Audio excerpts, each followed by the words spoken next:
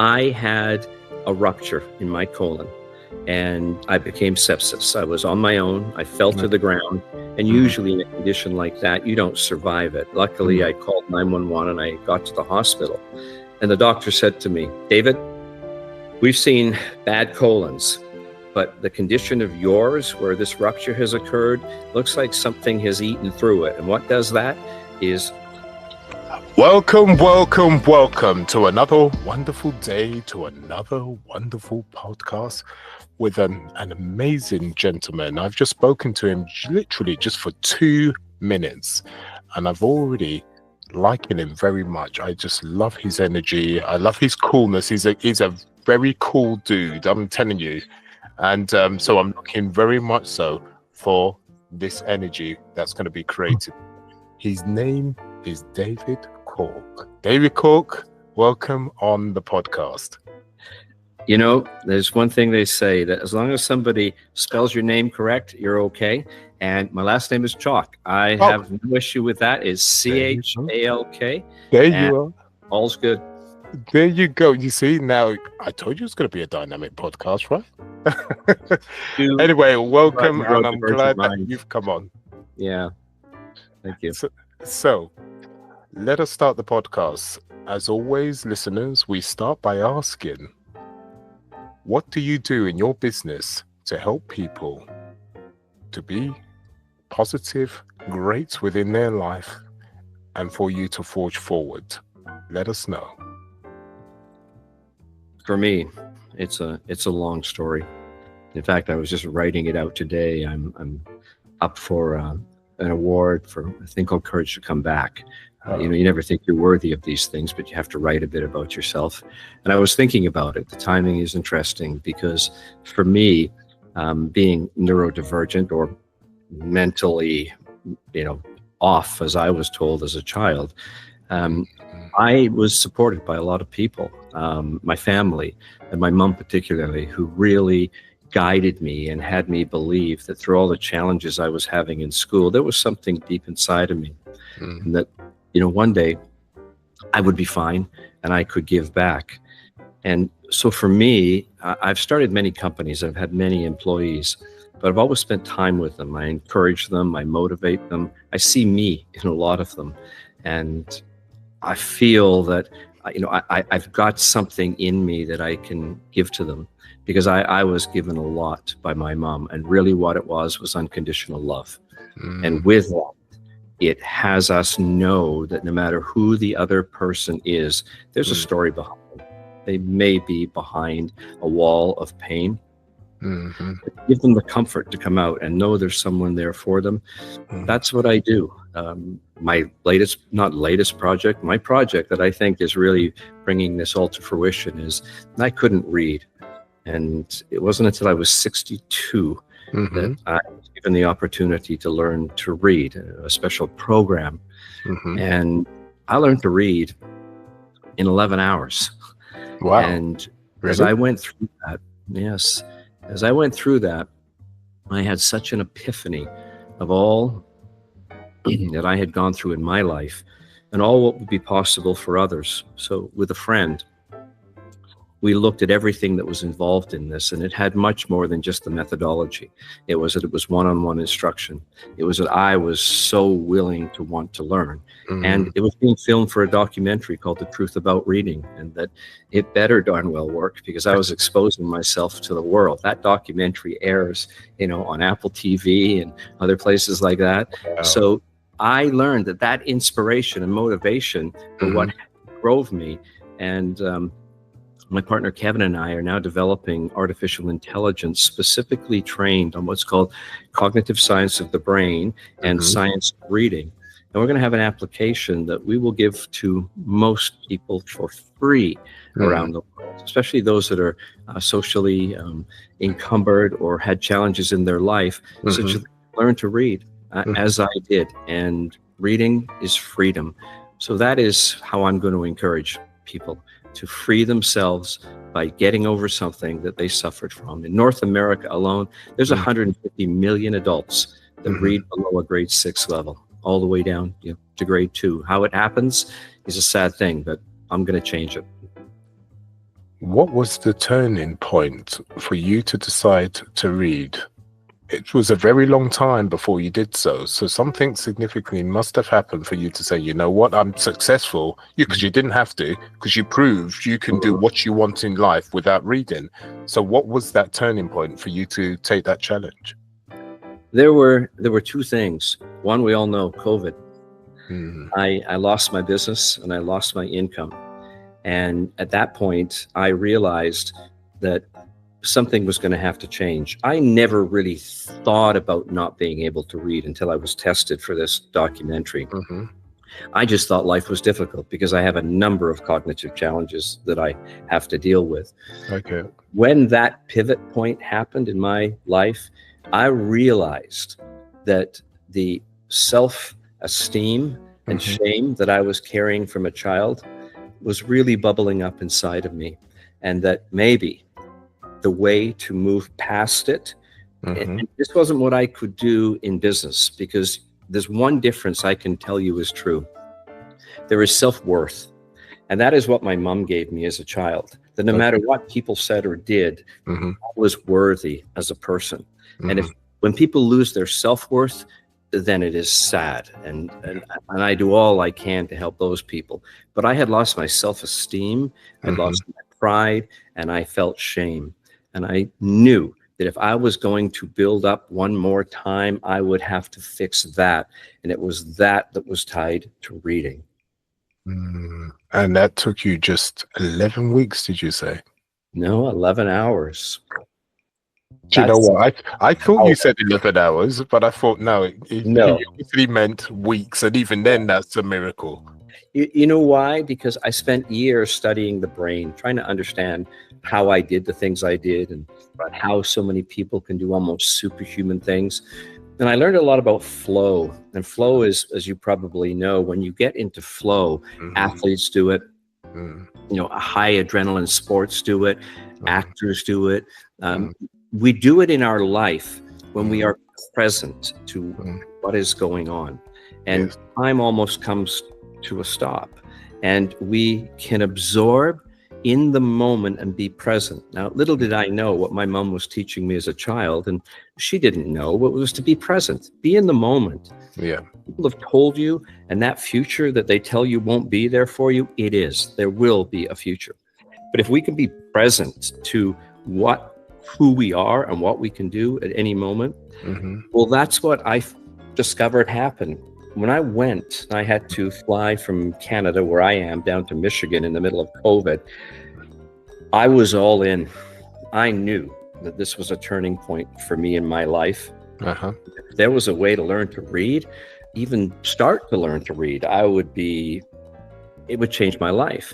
But for me, the methodology that was used was a methodology not used in schools. And it flowed into me like drinking water. And what is called the plasticity of the brain, the ability for the brain to rewire. We don't think it could happen that quick, but if we think about it this way, when we have a horrific or bad or sad event happen in our life, it's wired there permanently. We call it PTSD, and I have that from my childhood. So I understood what the brain is capable of under certain conditions. So for me, what I was taught in the way I was learned to read, it's called the code of English. There are only 26 symbols in the English language, the letters of the alphabet. Yeah. Every word in the dictionary can be made up as a combination of 44 sounds, like appa, ka, su, da, and then sh, those ones. Yes. I looked at it and I went, my God, they can put a man on the moon, but millions of children can't be taught to read. 26 symbols, I'm putting 44 sounds over top of it. A piano even has 88 sounds on the keyboard. So I started to investigate, how could we use pattern recognition rather than teaching someone to read? What is about pattern recognition? I have an AI background. I thought, well, that's exactly how we teach AI. We show it things consistently and we correct it immediately.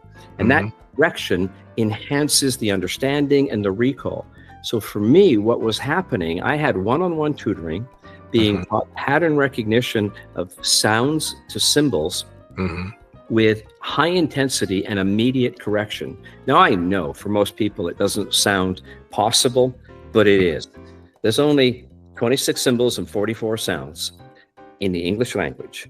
And when you get that intensity and you are in flow and you have that environment, by the 7th hour, I literally broke down in tears in the documentary because I couldn't believe what was happening. Now, my coffee table is full of books. I don't read because I feel I can read. I read because there is a passion in it for me now. I literally get what the brain is capable of doing.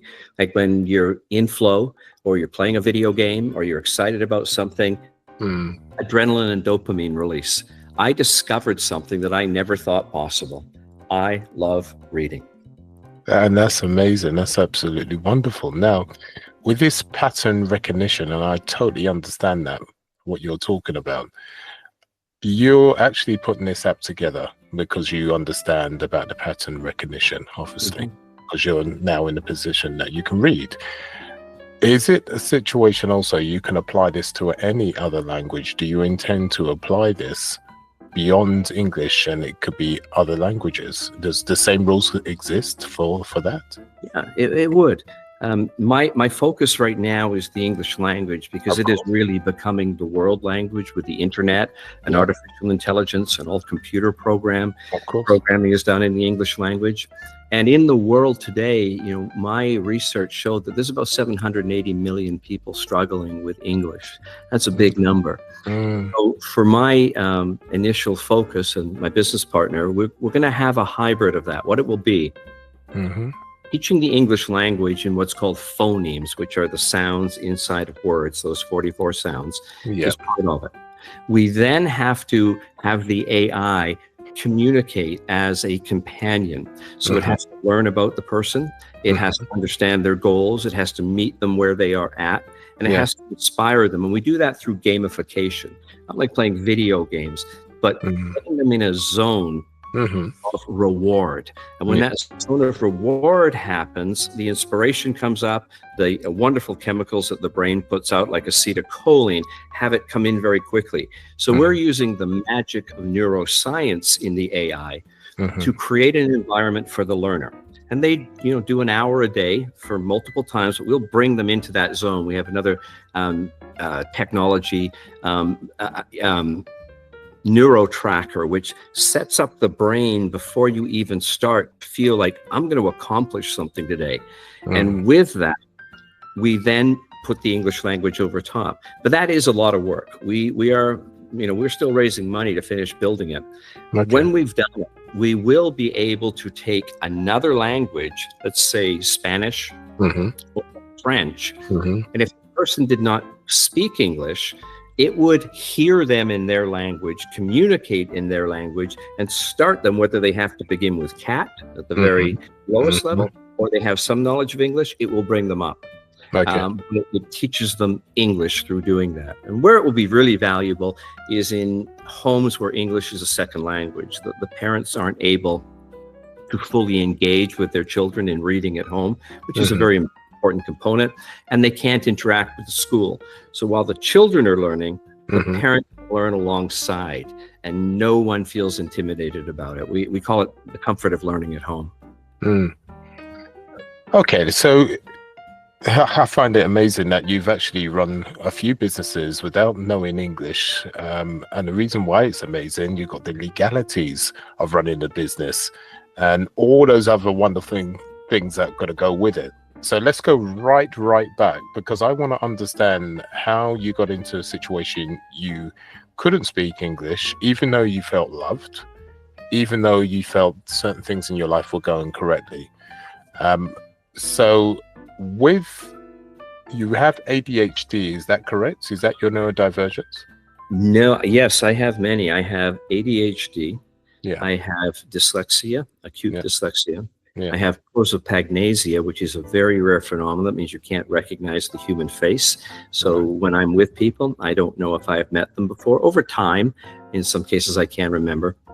And I have a whole bunch of other cognitive conditions, short-term memory and many others that make it challenging.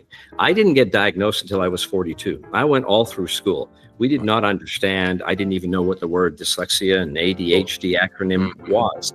At 42, for some reason, I got tested. And when those results came back, they sat me down and said, David, how do you survive? And I was, isn't this life? Because you create coping skills. I have to tell you, once they told me that, it did set me back, because now I thought I was broken, most definitely. And it took me a little bit of rebuilding. They said to me at that point, you know, your reading is that of a child. You have a good vocabulary, but until you pull all of that together, you will continue to suffer. I didn't deal with it at the time because I had successful companies to run, and I had many people around me that would help me identify people, point things out to me, be my memory bank. And so I didn't believe I really needed it. But when COVID hit and wiped me out, I knew I was naked to the wind at that point. Hold on, David. Let me just hold you there. Now, they said to you that until you bring everything together, you'll continue to suffer. But were you suffering because you was able to run companies and you was carrying on with life? Were you suffering? Did you feel like you were suffering?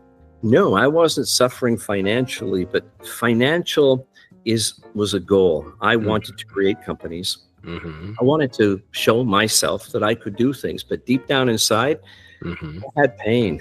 I self-esteem, shame of what happened to me in school. My childhood was very, very difficult. The type of abuse I took in school from people hurt me very deeply. It was only through my mom that she kept me believing that there was more to life than what people said about you.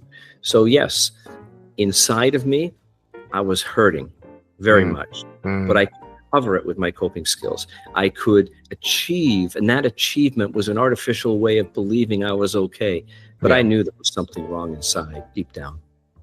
Okay, so let's look into that. So now you've got hindsight. You now know you have ADHD at the age of 40 something, and all the other wonderful gifts that you have. You have hindsight now. Now, when you look back, how did the ADHD and all those other wonderful things manifest as a child? You never knew at the time, but you now know. And now you got the aha moment. Yeah. So go as far back as you can. And what was seen from your point of view that you had these issues? Well, as you can imagine, at the time, you have nothing to compare to. You just think that is life. Of course. And then maybe you are dumb and stupid and that you're not capable of learning. I mean, I was taken to the principal's office. I was put in the hall. I was strapped. I was put in the dumb row. I was told that I don't want to pay attention. But I can tell you, honestly, I wanted to learn more than any other child.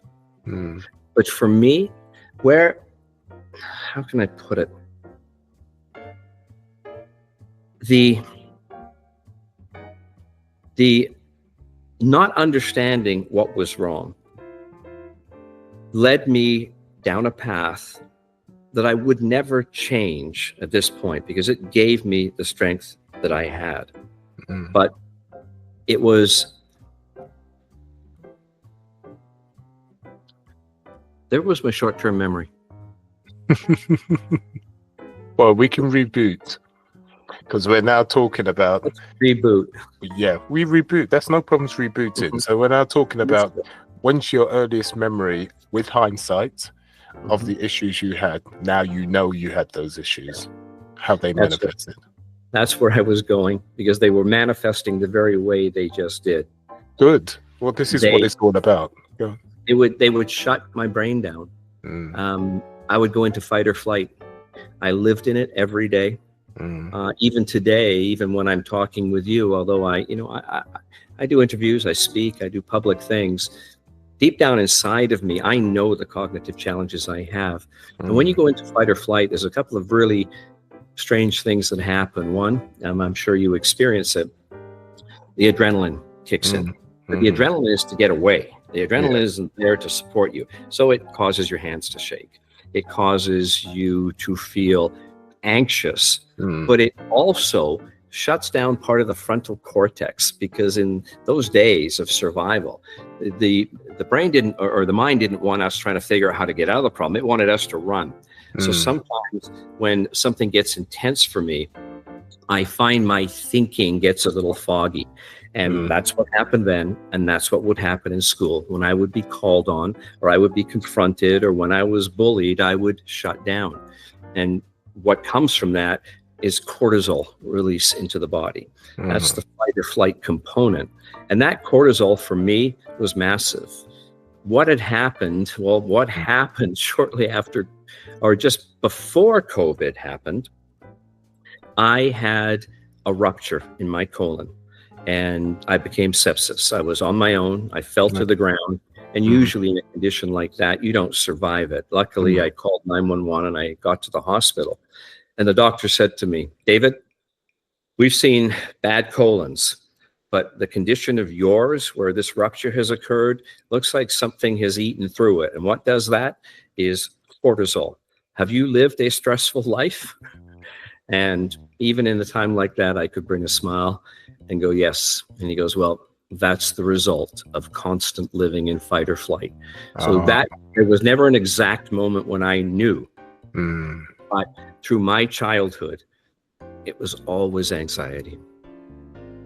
A very difficult time. Would you be prepared to just share the type of difficult issues you had? Because you said you had issues when you went to school.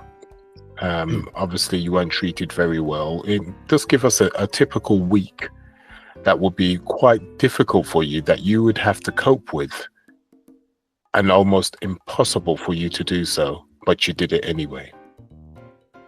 Yeah.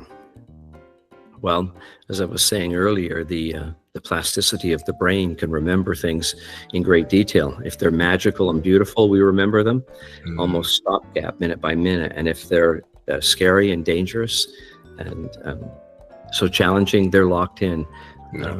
Day one of school, my mom walked me to school. I walked through the classroom door. It was a beautiful old bungalow type of building. And it turned out we were about a minute late, and the teacher, Mrs. Clark, said, David, you're the last one in. Why don't you come to the front, introduce yourself, and I'll give you a book, and let's see how you can do in reading.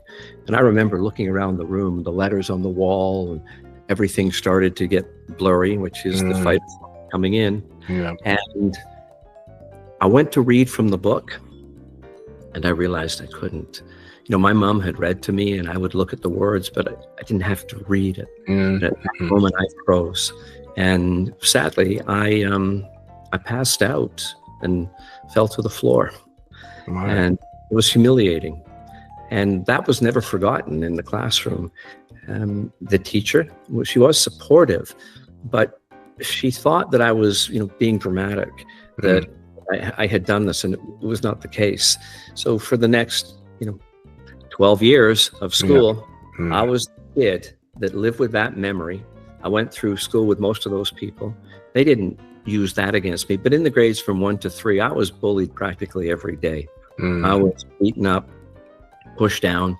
I was called dumb and stupid, and that time mentally retarded.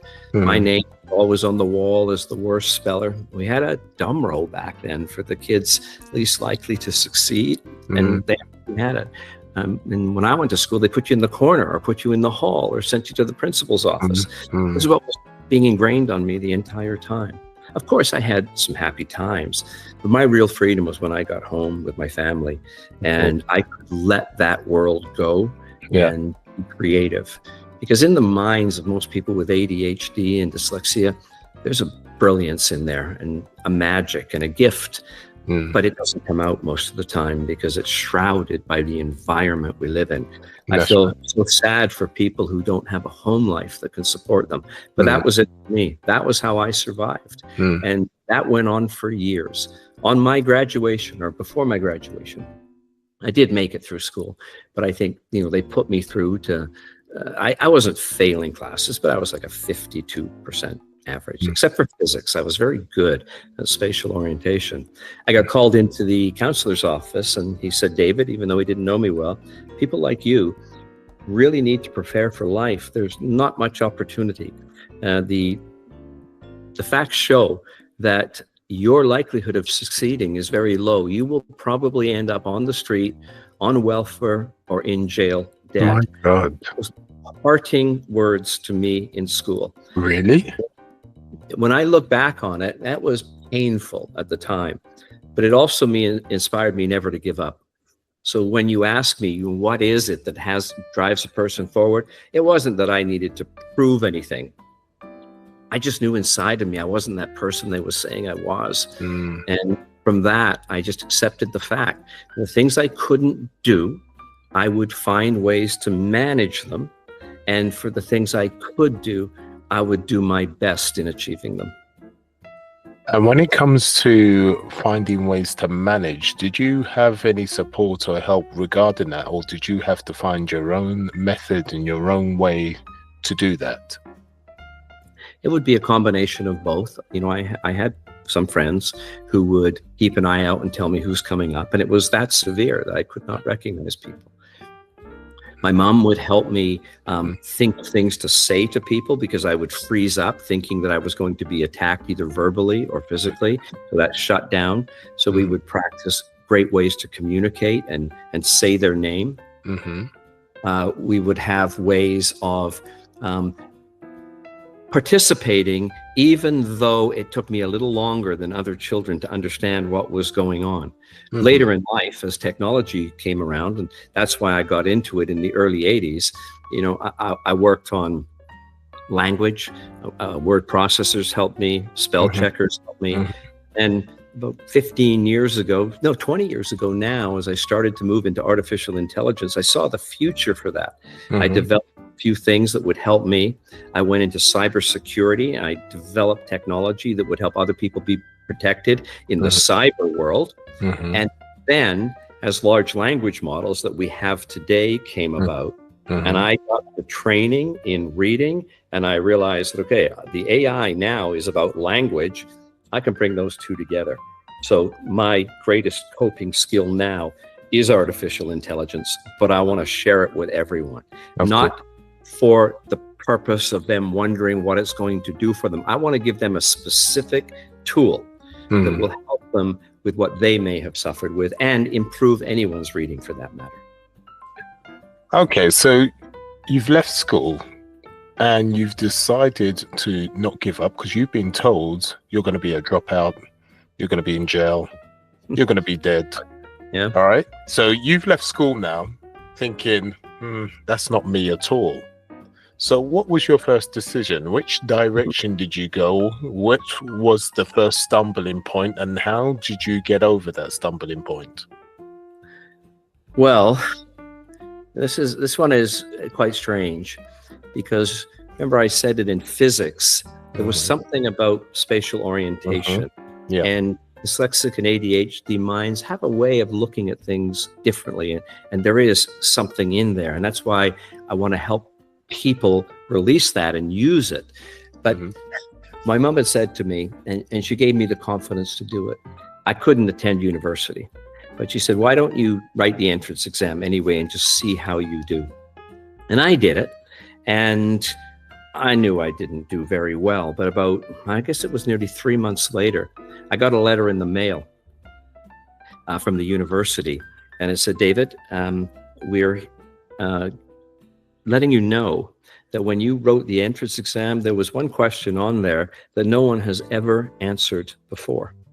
And it was in spatial orientation of an object being moved. And I had to talk about the math behind it. And I had answered it.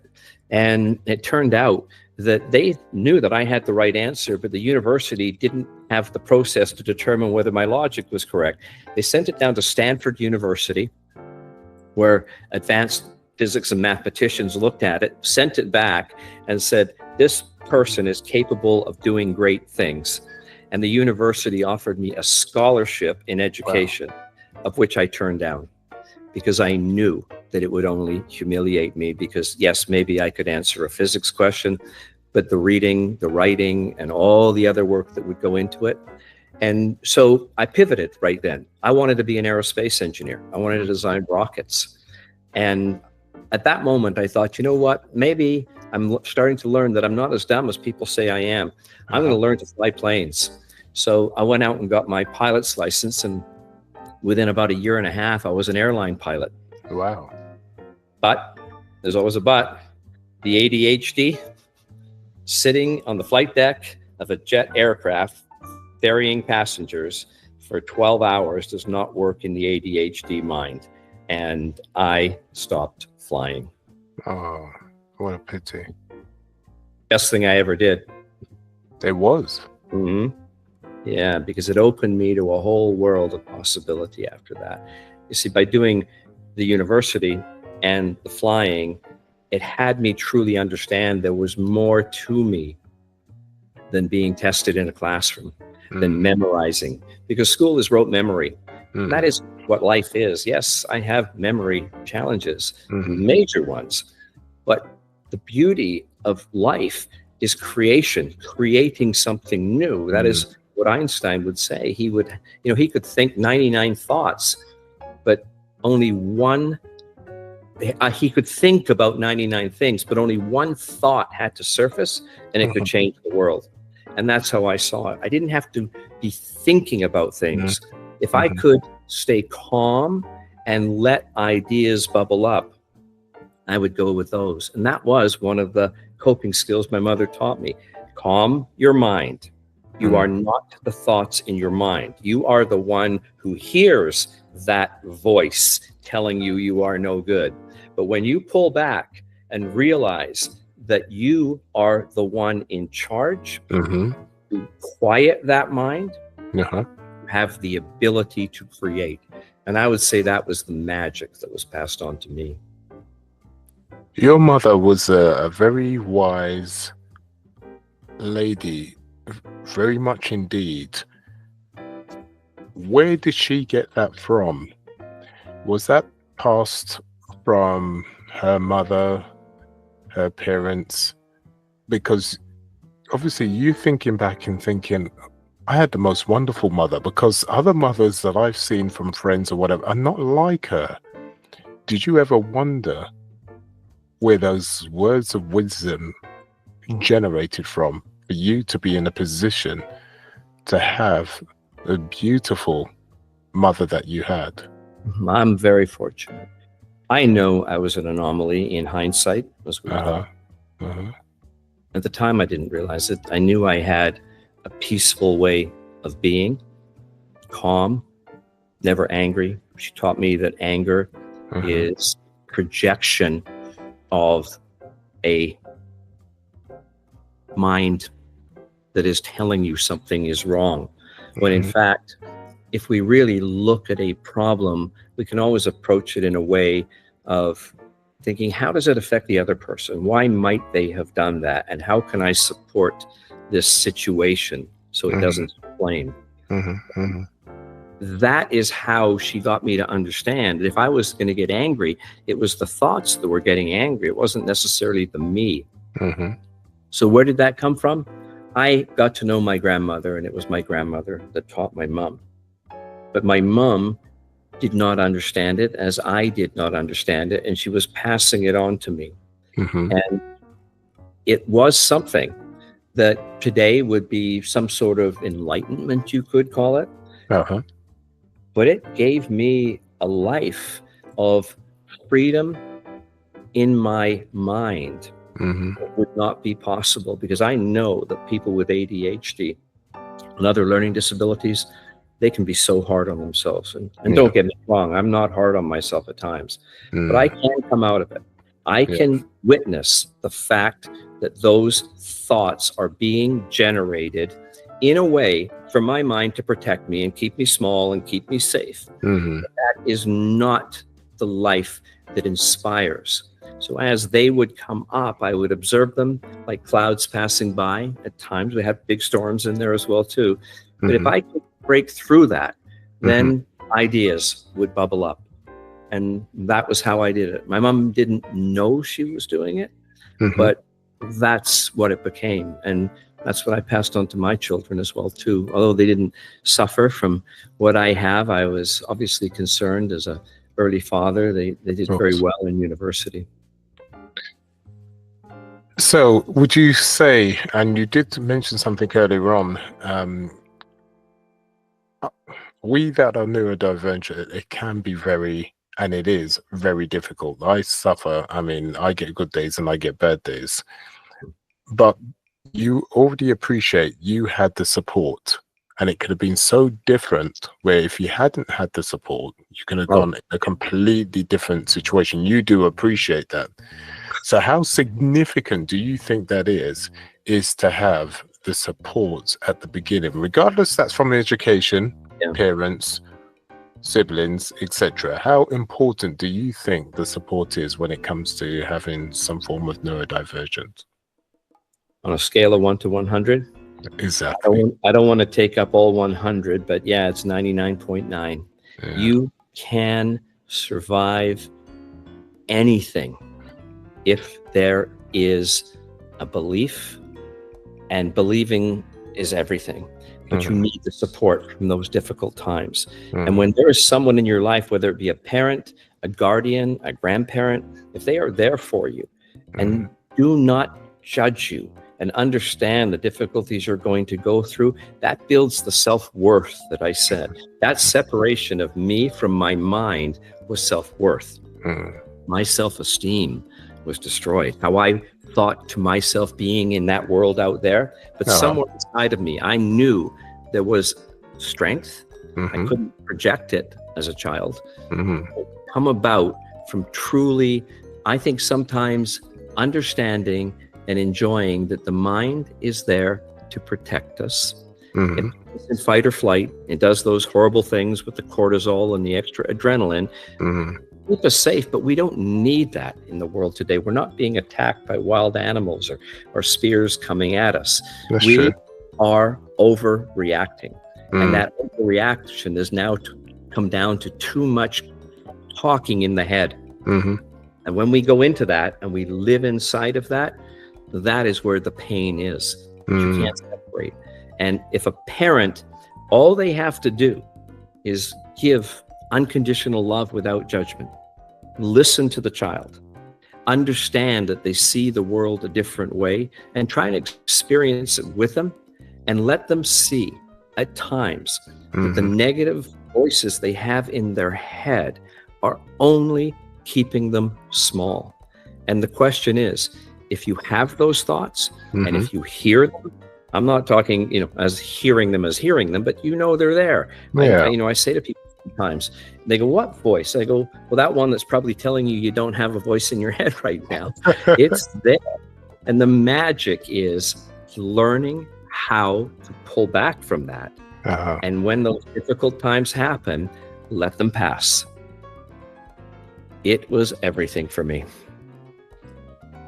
And when it comes to some kind of underlying faith system, you had a lot of faith in your mother. I get that. She left you with a lot of gold and you kept that. And you got those habits and the good habits going. But when those times get really hard, what faith system do you have that's consistently going through? Now, that faith system could be religion. It could be something beyond religion. It could be something that your mother left you and you always pull back to that one thing. I don't know what it is because it's different for everybody. But what is the thing that you always pull back to when the things get really, really hard and it centers you so you can go forward? I'm not religious in the sense of, organized religion, but I have faith and I have belief. I think there was one time where it really sunk in when I was 9 years old. My mom got terminal cancer, and we were told that she had, a few months to live. And we were prepared for it. And we would go to the hospital every day and see her. And every day she had a smile on her face. Every day she would hold my hand and my brother's hand, and we would sit there and talk to her. And as it got closer to the end, she would say, you know what they're telling you, and I am not well. But I do believe somehow it's not going to end the way they say. Mm. And she went through all the treatment. She went through the operations. She went through the chemotherapy. Mhm. And on one day, we were told by the doctor that my mom was in remission. Okay. She lived 42 years after that. And she told me many years later that she did not know that she could do it. But when you get into that place, again, those thoughts in your head become all intrusive and controlling. She separated herself from those and tried to have her body do all it could to fight it. She survived. And it was that she told me that my brother and I, who have the same condition, that she knew our father. He was an okay person, but he wasn't the type of father that could give the love, attention, and care. Mhm. And she knew that if she died, our lives would be destined for failure. Mhm. And that belief that she had when everything was on the table, we can't make magic happen. We can't make miracles happen. But the way in that particular case that it happened, because I never saw her give up for one moment, that's what pulls me through. So basically, both of you as children were her anchor. She did and kept her focus due to the both of you. And so you use that same energy that you saw that surprised you, because remember, you already knew she was only going to live for a few weeks, a few months, and then that was it. But that inspiration with what was seen and how she interacted with you, talking about that whole experience, you always pull yourself to that situation to hold your faith, no matter what you go through in life and no matter how difficult it is. So it's that one thing, that experience, that has kept you going, and that's your special key for pulling through. And again, I witnessed it. And again, sorry to butt in, it all comes down to your mother again.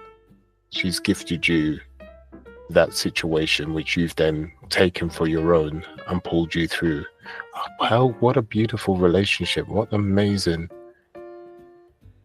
so poignant. And so you hold that dear, and that keeps you going right the way through. And I take it you do similar with your own children. What your mother's gifted you, you've gifted your children. And hence, when we spoke before the podcast, with the most beautiful conversation you have with your daughter every single day, that is why you have those conversations with your daughter, because of what's been gifted through you, through your mother. And you keep that going because you had such a great experience, right? So why not give that to somebody else with that great experience and pass that over to your children? It becomes natural. I just see the world that way. Yeah, of course. Not only with my children, but with everyone I interact with. I have them see that we all build up a persona, a wall, or an ego out front of us to protect ourselves from the world. Of course. If we can sit there vulnerable, like that moment when I lost my thought and I said, okay, I've lost my thought, I'm willing to let that be and deal with it as it is. So in everything I do, I try to be as real as I can. I have the thoughts that everyone does of worry and fear and anxiety. I have them all. But I understand that they're not me. They are a protection system that is built around me to keep me alive, we'll say, fundamentally. But I can deal with that. And for my children and in business and in everything I do, I am present to that moment. I am not thinking about how the past will change this moment or how the future could be a certain way. I am in my senses, touch, taste, smell, feel, and whatever the other one, hearing. It's called coming to your senses. And that is what I try and do. I am completely present when I am with someone. So in the mornings when my daughter gets up and we sit on the couch and we talk, I'm truly present. I have no agenda. Oh, wonderful. So with that said, we now come to your success. You've obviously had your highs and lows through your life. You cannot read, regardless. You went by being a pilot, but didn't follow that through. And then there's a university, didn't follow that through. But those two things, plus the gift from your mother, you knew that you had unlimited possibilities. Just because you could not read, but you knew you were capable of doing what needed to be done for you to be successful in whatever way that may be manifested. Because I'm sure at the time you still didn't think I didn't. Exactly. No, I did not know. And I should qualify reading. I knew words. So when I learned to fly, I could read a word. I knew the letters, but reading is a fluid motion through symbols, and then an understanding of how those symbols make sentences.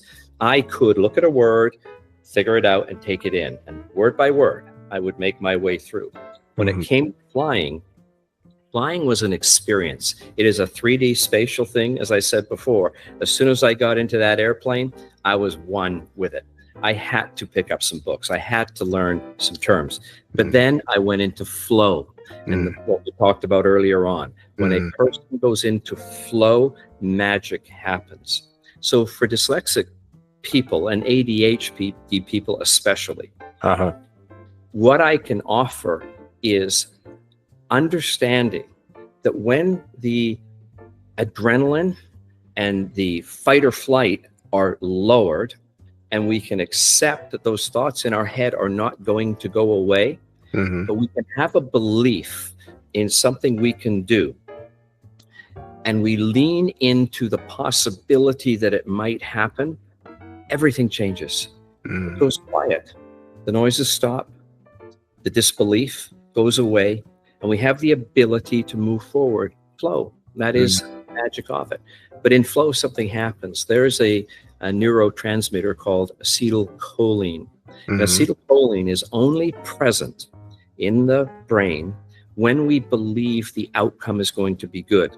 So when you look at an ADHD child, probably 90% of the time, we think the outcome is not going to be good. Something is going to go wrong. What has that happen? Listening to the thoughts in our head. I didn't know it at the time, but what was happening to me was the release of this almost magical neurotransmitter called acetylcholine.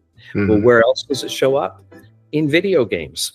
When people get good at video games, and I'm not a game player, and they know they can get to the next level, and they get that passion and excitement, and they live for it, that condition of present attention and flow is created, and it is acetylcholine that has them get good and learn. So for me, when you said I could do things and I know I would know how to do them and I would succeed, possibly, but that little bit of me believing that I could was enough to start my mind going in a place that most people with ADHD never go. And in that space, you progress forward and you start to get ideas surface, and then you believe you can go to the next one. It is a chain reaction. And I'm not a neuroscientist, but I've sure studied a lot. And I know one thing: if we can have an ADHD person believe in themselves and they are not their thoughts, they have everything my mother gave me. And that's what I try and share with people. If we can help people have tiny little movements forward, just enough belief that this next thing is going to be okay, as we start to change the chemicals of the brain, it's magic that happens. And that is the momentum that starts you going. I didn't create the multi-million-dollar companies I did because I was the most brilliant person. I didn't do it because I could or couldn't read. I did it for one thing. My self-worth had enough inside of me to believe I kept stepping forward and I did everything that I could do, I may well make it. And after having that occur the right way a number of times, that only puts you more into the driver's seat. So it is a way around. We still have the condition of ADHD, but there is a pivot point. And I would encourage everyone to look into flow and acetylcholine and what it can do. The belief that you can succeed wholeheartedly and you move forward. That's beautiful, and the listeners do need to hear that, because as you already know, when you know that you're ADHD, dyslexic, autistic, the system tends not to be built for us, especially when we're going through the schools. So it's then very difficult for us to believe that we're able to achieve. And this is one of the reasons why I started this podcast, to show that there are plenty of entrepreneurs out there that are ADHD, neurodivergent, and they are achieving. And the numbers are staggering. Again, because of my research of developing learning software, I found, and the statistics are online, that I may get the numbers backwards, but I think it's 35% of all self-made millionaires, and it's not about money, but I'm just giving inspiration. 35% of all self-made millionaires are ADHD or dyslexic, and 40% of entrepreneurs are. Now, if that doesn't inspire that first step of believing that it's possible, the likelihood of a neurodivergent mind like ours succeeding should be about 0.1%. But when we start hitting 35%, there's something there. And it is those people, without even knowing it, that had the belief and then leaned into it. I'm not saying it can take away the suffering or the pain, but I can tell you this much, because I have met other people, it does work. And if we look at some of the most brilliant people that have ever existed and changed the world, they're neurodivergent. That's but right. They didn't let their mind get control of them. Yeah, you're right. It's about being positive the best way you can. And as you said, it's about being present and not overthinking. Yes. Overthinking is what we do. Overthinking looks at the past and ruminates about what went wrong and predicts that the future will maybe be the same. We are prediction machines. As I said, artificial intelligence, what does it do? It predicts from getting patterns from the past and projecting into the future. But if you are present, if you can practice being present, then everything is at your fingertips. Because I'm not judging the hell that I went through to determine my future. I'm looking at what is possible right now. And by calming the thoughts, there's nothing telling me I can't do it. So what do I do next? I put one foot in front of the other. Of course I get kicked down. I've had terrible setbacks. But at the same time, I know I could overcome those as well. Absolutely stunning. So you're creating this app to help so many people. Now you've got to a certain stage, and now you're trying to get funded so you can take this as far as it needs to be taken, so you can put this out to as many people as possible. How far are you away from doing that, and what support are you looking for that to happen? Right. I have wonderful support. You know, some of the strongest literacy people in North America are there. I'm just going to shut this down so it doesn't interrupt us. Are there supporting my cause going forward. People from ADHD community, if anyone wants to reach out to me, or dyslexia community, I support all of them, because I will be bringing this technology. We've developed what's called the premise of it all. The cognitive science, the AI in its ability to understand and have emotional context, the ability for it to learn the phonemes of the English language. But in order to scale it for the world, it costs millions of dollars. So the groundwork has been done. Obviously, we have an entire business plan, and I am reaching out to people. I'm not here telling anyone that, I'm looking for money. It doesn't work that way. The money comes when you get in front of the right people. Yes. I believe that once we are fully financed, within about 10 months after completion, it will be available. It is cloud-based on an application. It'll run on a tablet, meaning the entire world can access it. Its scalability is incredible. And the initial results from the basic components we have done, let alone me being in the documentary and going through the exact same process with a human, all we're doing is transferring it to AI. I'm not reinventing anything. I'm causing the brain to go to a place that it is so inspired that it is receptive to learning. And when that learning is done on that pattern recognition, we can do it. That sounds amazing. So, how can people reach you if they want to support you in some way, or you support them, obviously, when it comes to the app in the future? Okay. Well, my name, we got it now, Chalk, C-H-A-L-K, David Chalk. If you search me on the internet, I don't have a website because I'm not someone out there doing that. I am on LinkedIn, and I connect with people who reach out to me. The product will be called, and is called, Reading Road, and .ai. There is nothing there other than the ability for people to register to receive it for free when it's done. And if people want to reach out to me to talk about ADHD, dyslexia, cognitive diversity, and all that I have learned over the years, I'm willing to answer their questions. Recently, I was invited to Stanford University, the very place that judged my exam 40 years prior to that, to understand what I'm doing and why I have gone down this path and how well it is working. So as I move it forward further, I hope to be tied into their advanced learning center with it to get it out to more people. But I will give you my email address. And if your listeners are those that support and help ADHD people or parents, I do answer the email. And my email address is David at my last name, Chalk Corp, C-O-R-P. So David at chalkcorp.com. The website is a .ai, so readingroad.ai. And mine is David at chalkcorp.com. And of course, I'll answer anything. I've been doing this for years.